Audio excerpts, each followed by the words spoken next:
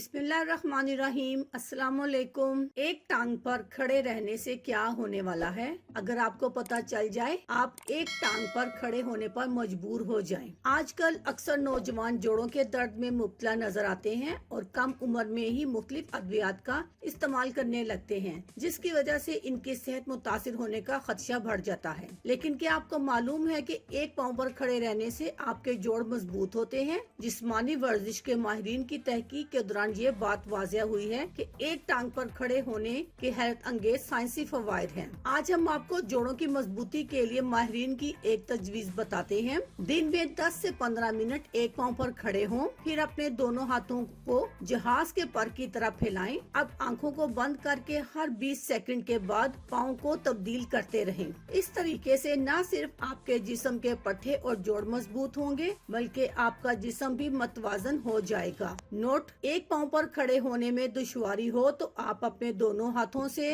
अपने कानों को पकड़ लें। इस तरह आपका तवाज़न बरकरार रहेगा और आप गिरेंगे नहीं। फिर जब तवाज़न बरकरार हो जाए तो दोबारा हाथ फैलाएं और वही तरीकाकार शुरू करें। अल्लाह हाफिज।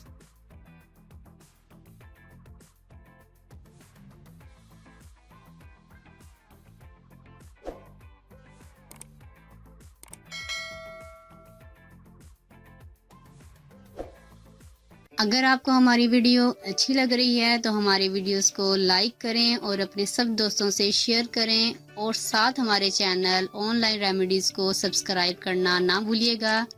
मिलती हूँ मैं आपको एक नई वीडियो के साथ, तब तक के लिए अल्लाह हाफिज।